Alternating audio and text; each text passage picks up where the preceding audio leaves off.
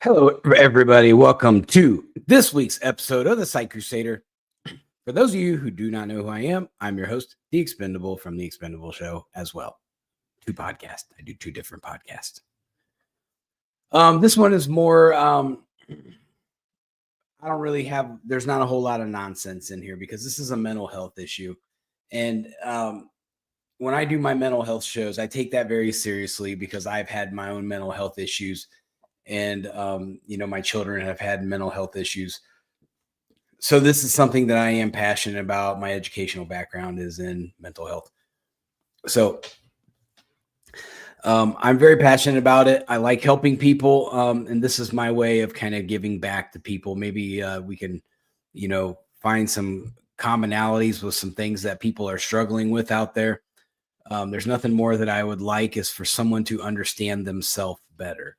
And that's kind of the goal of what I want to accomplish with this show, is that at the end, you'll have a better understanding for yourself. So if you like my show, and I hope you do, like, subscribe, and ding the bell. So today, we're going to get into one of the more complex disorders, dissociative personality disorder, otherwise known, or I guess previously known as multiple personality disorder. So this is a iffy one, and it is a rare diagnosis, or is it? So let's get into this. Let's dig right in. Let's go over just a main kind of topic sentence that the Mayo Clinic gives us: a dissociative identity disorder, DID. I'm going to call it DID because it's a lot easier than to say all those words. It's previously known as multiple personality disorder. It's a chronic condition where a person has two or more distinct identities. Okay, so that's where it comes from, where it derived from multiple personality disorder. You have more than one. So some of the symptoms that people with DID have. One, they call identity states. They may feel like they have multiple people living inside of their head, and each identity has a unique name, voice, gender, or mannerisms, where you're almost like, if you're communicating with someone like that has a severe case of this, you're not going to know who you're talking to from second to second. It could be a female, it could be a male, it could be a female from the 40s. You don't know. It's whatever their mind has conjured. So it can be complicated when you're communicating with someone who has the identity state, because you have to figure out, how many people are there inside their mind, and how do I adjust and react to each one. It's very complicated, and to give therapy to someone who is that advanced into DID is complicated too, because you're going to have to try to reach that person through each personality, or however often they transition. So memory gaps. They can experience gaps in their memory about everyday events, personal information, and past traumatic events. So that can be a thing. You start seeing somebody who doesn't quite remember things that they should remember, that you would think like, hey, that wasn't that long ago. You should remember these things. That could be a sign. Behavior changes. You're going to experience changes in behavior, thinking, and attitude. So it just depends on the personality that you have conjured. Are you looking at something that's peaceful? Are you looking for something that's very masculine and straightforward, aggressive? You could have violence. So it just depends on what you've developed in your brain. And we'll get into, what is likely for you to develop as soon as we get into this a little bit further. So you could also have amnesia, where you experience bouts of amnesia and confused wandering. I hate to say this, but kind of like how Joe Biden does it sometimes when he's walking on a stage. where you're just kind of like, oh, where am I at? Where's the stage? Where's the stairs? I don't know. You just look confused. So amnesia, you do have a confused kind of look on your face where you thought something was how it was, but it's totally different than what you thought it was. And you're pretty sure you've done this a lot of times, but you're not, but everything looks different. So that could be a sign as well. Now, there are the causes of DID, and we're going to go through this several times in a couple different ways. Now, the causes is very distinct. Okay, so DID is often associated with traumatic events or abuse that occurred in childhood. It's thought to be a way for people to survive mistreatment by people who should be nurturing them. So that's what's happened. Generally, it's an abuse situation, and your mind will develop defense mechanisms to try to protect the main core of yourself. So, and we'll get into some examples here in a little bit. So on the treatment side of things, there's no known cure. It's just like how we talk about schizophrenia and like bipolar disorder. There's not a cure for this. You're not going to go to the doctor and they're going to say, here, take 5 of these in a week and you'll be all better. It doesn't work like that. You have to constantly treat this. Medical professionals can help manage the symptoms through therapy. So you do, if you have one of the more severe cases of this, you are going to want to seek therapy and have, talk therapy with, a trained counselor is going to be important. Dissociative disorders are a range of conditions that can cause physical and psychological problems. Some dissociative disorders are short-lived and resolve on their own, while others can last much longer. It just depends on where you're at. If you end up in a high stress, a high stress period of your life, you're more likely to have this disorder kick in. And then depending upon how long you're in your stress, whether you get into potentially a clinical depression, it could last through that duration. So generally, it's not going to be an all day, all the time kind of thing, but it's going to be triggered by high stress or high anxiety kind of scenarios, whatever you have going on in your life at that time that you have these elevated transmitter responses going on in your brain.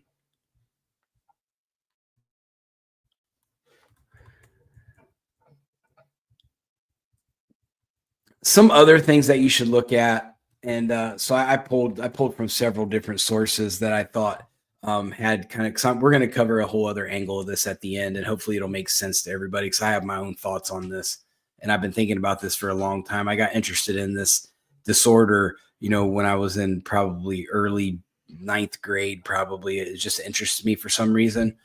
So I've been learning about it for quite a long time. So some other things to look out for. You can have a sense of being separated from yourself and your emotions, where things aren't inside your brain, things aren't adding up and your emotions aren't reacting to things anymore. So you've kind of like developed this separation from your thoughts and your emotions. And that could potentially cause you to look like in the sociopath kind of way. Hey, Shauna, welcome. So you could develop other signs that could look like other disorders. However, you have something much more deeper going on that hasn't quite surfaced yet. So you could also be thinking that people and things around you are distorted and not real. So you have a tough time like identifying, what is reality and what is not reality. So if you're constantly talking to someone and everybody else in the room is looking at you going, well, you are talking to no one, that is generally a sign. Shauna does that all the time at work where she's just talking, like she'll just look at her computer and she'll just have a complete whole conversation with somebody and there's nobody there. So I'm keeping an eye on her. We may have to diagnose her. You could also have a blurred sense of your own identity. Okay, so you are going to think you're something you're not, or you're going to go through your multiple identities that you have in DID, and you're going to be constantly confused. And you're gonna not really going to know who you are, because you're going to transition from this person to this woman to this guy to this woman, and however many personalities that there are there. You're going to go through this roller coaster. So it's going to be very confusing to you, and you're going to have a very, like it says, blurred view of yourself, because you're going to be confused, and you may not know what's going on. Because generally the other personalities will take over, and they will have their own kind of entity within you that you've developed, that they have their own character, they have their own emotions, they have their own thought process. So it's a difficult thing for the brain to kind of unravel of what is going on, and is this real or is it not real? So keep an eye on that if you start to feel very kind of dissociated with yourself. Like we talked, severe stress or problems in relationships, work, or other important areas of life. And that can fit any diagnosis we talked about, any condition we've talked about on this show. So, generally when you have mental disorders going on, you're going to have issues communicating with people. You're going to have issues at work. You're going to have issues in relationships until you start to really be honest with yourself and start to work through what the problems are. So that's nothing new that we haven't learned on this show already. You're not going to be able to cope well with emotional or work related stress.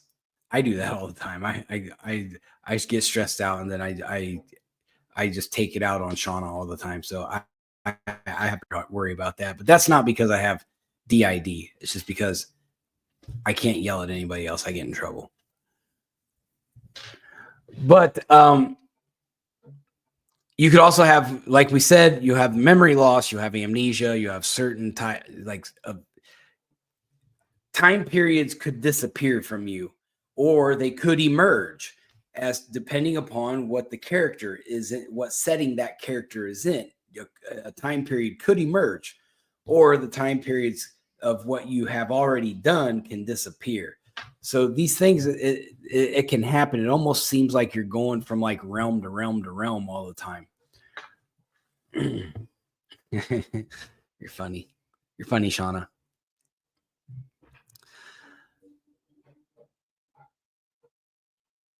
So you could also start forgetting who people are, or forgetting your personal information, or forgetting information about the people that are around you that you normally will know things about. So you have to pay attention to that. When you start getting mentally confused, that's when everyone around you needs to start saying, hey, there's some red flags here. We need to kind of take a look at this, because it could be something where you're starting to develop other things that aren't as serious as this one, but they're still serious in their own right. So you really need to, people around people that are starting to get confused, we really need to pay attention to those things. They're early signs, then it's better chances of getting proper treatment. You could go through depression, anxiety. You could have suicidal thoughts. If you start to get too confused, that's generally when people want to unalive themselves, because of they want to get the voices to stop, or the visions to stop, or the chaos to stop. Whatever's going on in their brain is overwhelming them and creating an immense amount of stress and anxiety, and they just want temporary relief, and they'll go off to the deep end and try to get that relief, when that's the point of no return. So the American Psychiatric Association defines 3 major dissociative disorders. And we're going to talk about them. Maybe if I can get my outline to scroll. So we have the first one is depersonalization or derealization disorder. So depersonalization disorder involves a sense of separation from yourself or feeling like you're outside of yourself. You may feel as if you're seeing your actions, feelings, thoughts, and self from a distance. A lot of times when I view my own thoughts, I view them in like outside of my body. So it's kind of a different kind of vision of yourself or view of yourself. Um, so I don't think I have a whole lot of these symptoms, but that's just one of them that sticks out to me. That when I think about myself and I'm replaying a memory in my brain, I'm always watching it like I'm watching a movie, or like I'm standing over here watching the memory play out in front of me. So that's something that that you can do for sure. It's just, it says right here, it's just like you're watching a movie. So that's depersonalization. Derealization involves feeling that other people and things are separate from you and seem foggy or dreamlike. So the people around you just are not relevant. They're not tangible. That's how you start to view them. Well, they're not real. They're not really there, or they're not they're not effective in my life. They have zero relevance. The time may seem to slow down or speed up. The world may seem unreal. So you have a tough time jumping in and out of reality, which we've, that could match other symptoms of other disorders as well. But this is how we, this is a serious part of DID. So you may go through depersonalization, derealization, or both. You could go through both of these. Symptoms which can be very distressing. It could last for hours, days, weeks, or months. They may come and go over many years, and they can be ongoing. So kind of how Hollywood depicts DID in movies, and I'm going to talk about a couple of them that stick out into my mind. But they depict it as something that you just become, and that's who you are until eternity. That's not necessarily true.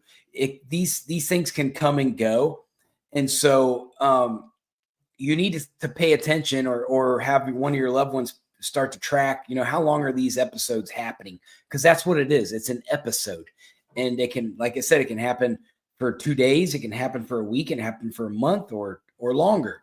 So you need to know how frequent and how long the frequency lasts. And that's going to help you kind of hopefully dial in. You can be pre-prepared for these things, which it's not always easy. It's easier said than done. So, so now we have dissociative amnesia. That's the second one. The main symptom of dissociative amnesia is memory loss that's more severe than usual forgetfulness. So that's why they call it dissociative amnesia. The memory loss can't be explained by a medical condition. You can't recall information about yourself or events and people in your life, especially from a time when you felt shock, distress, or pain. A bout of dissociative amnesia usually occurs suddenly. It may last minutes, hours, or rarely months or years. So generally, these are short spurts where you kind of lose your bearings, and then you get them back, and you're like, whoa, I shouldn't be forgetting these things. Why is this so difficult for me? So when you start having these more frequently happen, where you're like, whoa, I just can't lock in on this thought, and I can't remember. That's something that you need to kind of red flag yourself for. Dissociative amnesia can be specific to events in a certain time, such as intense combat. More rarely, it can involve complete loss of memory about yourself. It sometimes may involve travel or confused wandering away from your life. This confused wandering is called dissociative fugue. So you can get it from like blunt force trauma. A lot of football players can have this happen to them, It's something that they're trying to prevent. We don't. Anytime you start bruising the brain and rocking the brain inside of the skull, you're going to bruise it. That's what causes most of your problems, where you get that whiplash and your brain crashes into the back of your skull, and then it's bruised. And then you're starting to damage things, all those nerves that are running around. There's so many nerves in your brain that they all have a specific job. So if you start damaging certain parts of your brain, then that job is going to be a little slower to get done. And then you're going to start having issues. So that's kind of how that works. Hopefully that makes sense to you. So next is the third one is dissociative identity disorder. So that's formally known as multiple personality disorder, which is what we're talking about right now. This disorder involves switching to other identities. We've already talked about that. You may feel as if you have two or more people talking or living inside you. You're going to hear voices. Generally, not always, but generally you're going to hear voices, because that's what's going to feed your character. And you're going to react to the voices that you hear in that character. The character is the best way that I can describe that, because you're going to switch characters. It's almost like, being in Broadway, where you have to constantly go and change your wardrobe all the time, and then hurry up and get back out on the stage. That's kind of how that works a little bit.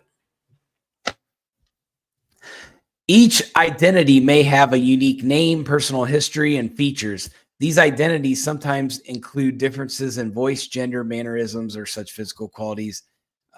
You could end up like needing eyeglasses. That happens. So you could have 20/20 vision. All of a sudden you jump into this other character that needs glasses, and you're going, I can't even see, I can't read, because your brain has created this being that has certain characteristics and develops and it will manifest that, and it'll cause those, whatever your brain feels that character needs. The brain is so powerful, it can manifest that. So that is a unique little thing where all of a sudden you can't see because you've switched into a character that needs glasses. It's very different. There also are differences in how familiar each identity is with the others. Dissociative identity disorder usually also includes bouts of amnesia, which also includes times of confused wandering. We've talked about that several times. So here's some things that how you probably need to seek out medical treatment. Okay. Sometimes dissociative disorder symptoms occur in a crisis with severe or impulsive behavior, where you are in a corner, you're backed into a corner, there's nowhere to go, the pressure's on, you're breaking down, and there's nowhere to go but to lash out. And so your mind is going to put its protective gear on, and it's going to say, this is the identity I need right now. Boom, there it is. And so when you start to feel that way, you need to seek medical treatment. It says people with these symptoms need care more urgently and in an emergency department at a hospital when safety becomes a concern. So when you feel like you are going to lash out at people, that's when you need to say, okay, I'm not okay. I need to go get help. There's no shame in asking for help. Do it. Don't throw your life away. Get the help you need. Be realistic about it.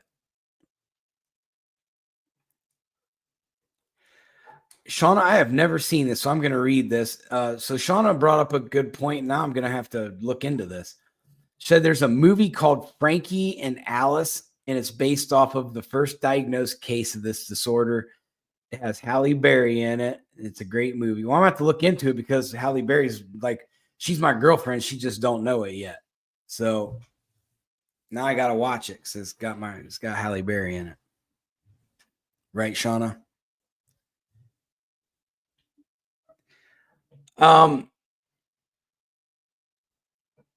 See where I was at here.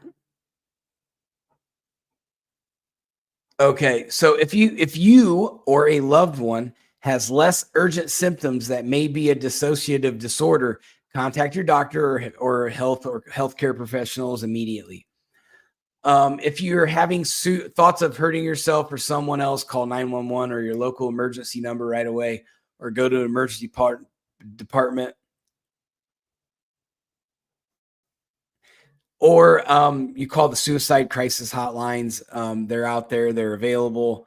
There's help out there for you. Don't look past it, please. If any of you out there are feeling like that, just let me just drop something in the comments, and I'm always an open book for people. You can come and talk to me. I will listen, or I will point you in the right direction of somebody that can help you. So we're going to go back into the causes because there's some things that it left out. So dissociative disorders usually start as a way to cope with shocking, distressing, or painful events. That's absolutely what happens. You have this trauma event. Okay. So this is your traumatic response to that. And sometimes to keep yourself from dealing with that trauma or the impending trauma that's still yet to come, you've developed these personalities to carousel around to deal with the trauma. So that way you at your core person is not damaged by this trauma that either has already happened or is going to continue to happen. So it's very common for people to do this. It's more common than you think. The disorders most often form in children who go through long-term physical, sexual, or emotional abuse. That's a fact. Less often, the disorders form in children who have lived in a home where they went through frightening times or they never knew what to expect. That is also factual. The environmental factors of children developing long-term or even short-term mental health issues increases by a lot when they're in these households where there's issues. You're basically incubating mental health in households that have a negative atmosphere, that have a lot of issues going on and inconsistency and no nurturing for children.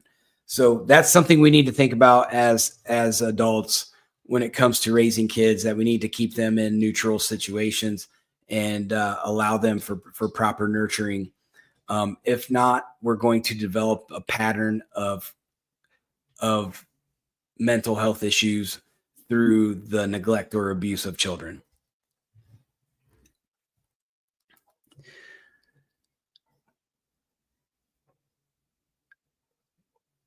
So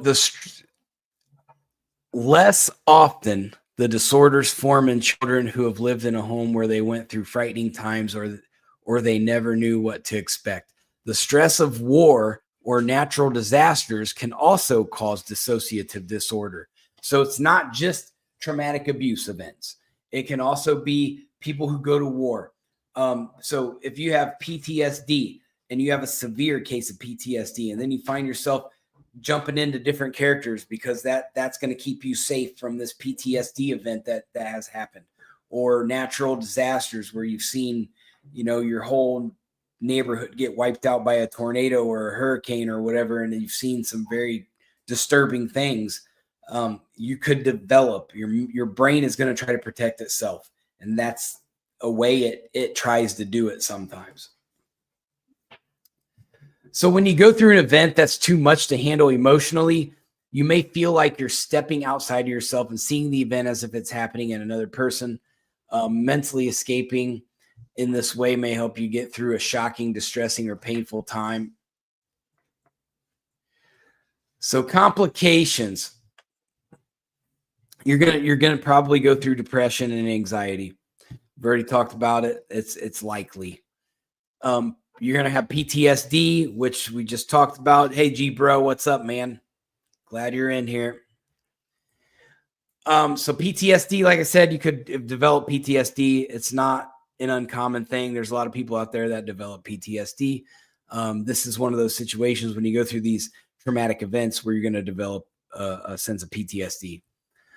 So sleep disorders, nightmares, insomnia, sleepwalking, whatever traumatic event that you've gone through, you tend to relive them through night terrors, um, or sleepwalking is a whole other different ball game, but um, you could experience that. So physical symptoms such as lightheadedness or seizures that are not due to epilepsy. So that's a key part, not due to epilepsy. So epilepsy is its own situation. Now, if you're having seizures and you don't have epilepsy and you tend to have them after thinking about this traumatic event, that's a problem and you need to address it. If you develop eating disorders, that fits a lot of different psychiatric disorders. So you start having change of eating patterns. I've been eating way too much lately, so that's the thing I'm going through right now. So you have problems with sexual function, depending upon what the trauma is. If it's a sexual trauma, you're probably going to have sexual function issues. You could also have problems with alcohol and drug abuse. You tend to evolve into what the trauma was, or you will evolve completely in the opposite direction of what the trauma is. So if you're in a situation as a child and you were in an abusive, alcoholic, drug-induced situation, and that caused most of your trauma or the abuse of whatever from the trauma, you could fall into that trap. So you need to be paying very close attention. If you're looking back at your traumatic events as a child or in your preteens or whatnot, and you're going, man, I have turned into that. That's when we need to create a game plan, go talk to a mental health professional and say, look, I've just identified this in myself, and I'm going to be honest with myself, and I'm going to go in here and I'm going to change this behavior because I do not want to repeat the behavior that destroyed me and pass it on to the next person. So we have to be honest about it. And it can be a reoccurring, almost genetic issue if you allow it to keep going on and keep passing it down from generation to generation. So you want to stop that pattern before it becomes a much larger pattern. Personality disorders, that's what we're actually talking about. So you got major problems in personal relationships, school, at work. We talked about that. Self-injury or high-risk behavior. So if you're, a cutter or whatever, or you go into high-risk behaviors where you're just, high speeds on a motorcycle, whatever it is, if you normally don't do those things and now all of a sudden you're doing them, you're probably having a situation that you're going to have to deal with. Also, suicidal thoughts and behavior. So I told you I was going to talk about a couple movies that, and Shauna brought up a really good one. Now I got to watch it. But let's talk about the movie Split with James McAvoy in it. So then they came out with the second one. They mixed it with the movie Unbreakable, where it becomes Bruce Willis. James McAvoy becomes Bruce Willis's alter ego. But in the original movie Split, that is what happens. James McAvoy develops multiple personality disorder, dissociative identity disorder.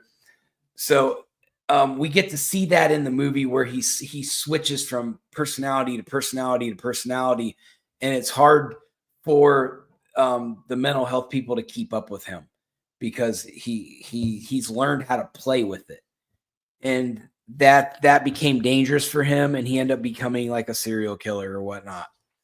But that's kind of extreme. You're probably not going to turn into a serial killer if you do have this disorder, but it is going to cause you a lot of confusion. But if you haven't seen Split, go watch it, and it'll kind of show you kind of how that the personalities rotate through. Also, here's an interesting stat for you ladies. So women are more likely to be diagnosed with dissociative identity disorder than men. Why? Because they generally will go through more traumatic events in relationships. or in family situations. Women are way more abused than men. So women will develop these personality disorders. Now,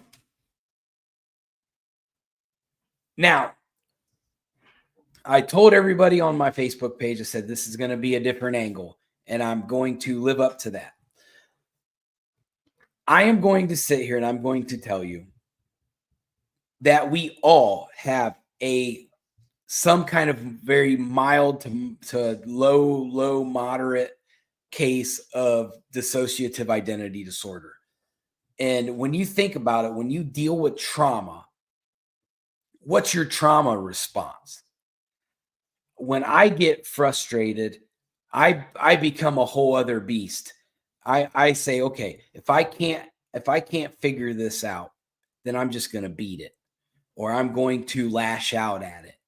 And I become relentless until I can conquer the situation, whatever the situation is, whether it's a work issue, a project deadline, or whatever. I will attack it relentlessly. That is a form of DID. So, when it comes to women and, they have these traumatic events in their life that affect them in the present.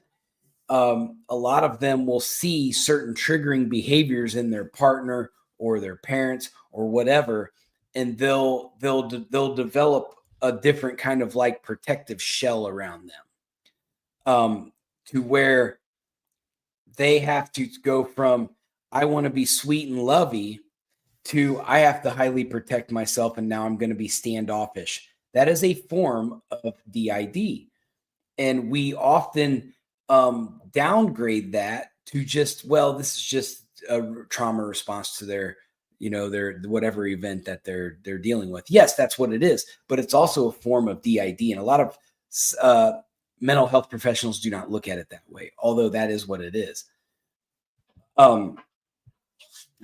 So I at work, and I'm not going to get too specific, but I get upset and I will correct people, and I get a little heated sometimes, and their trauma response is to smile and laugh. And it's because that is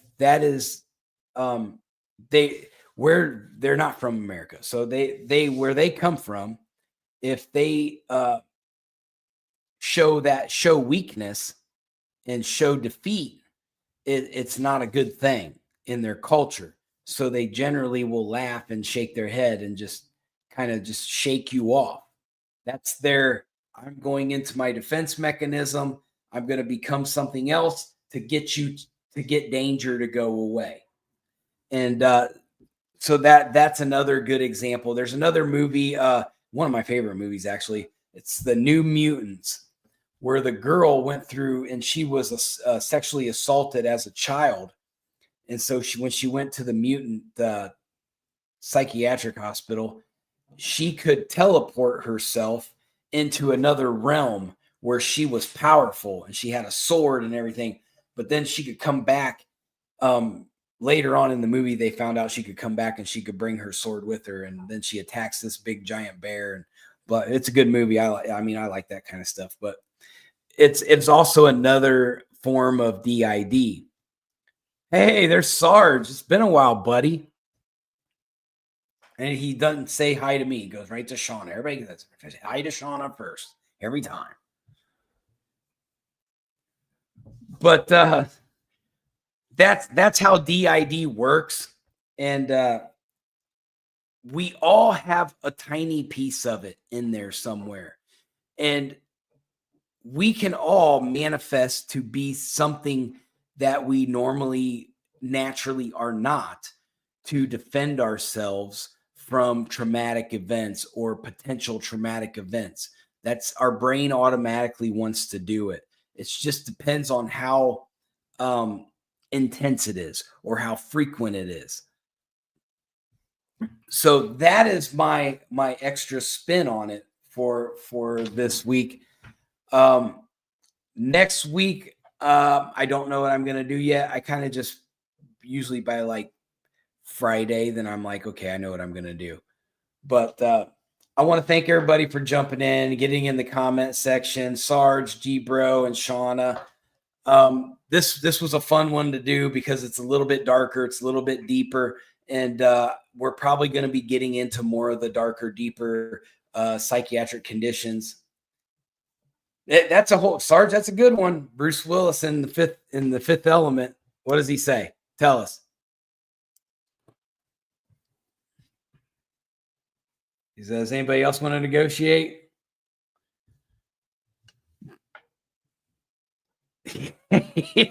Yeah, he does. He does. He identifies himself as a meat popsicle. Yes, he does. When the galactic government comes to his apartment. But that's going to be my show for today. I want to thank everybody for jumping in, and please tune back in.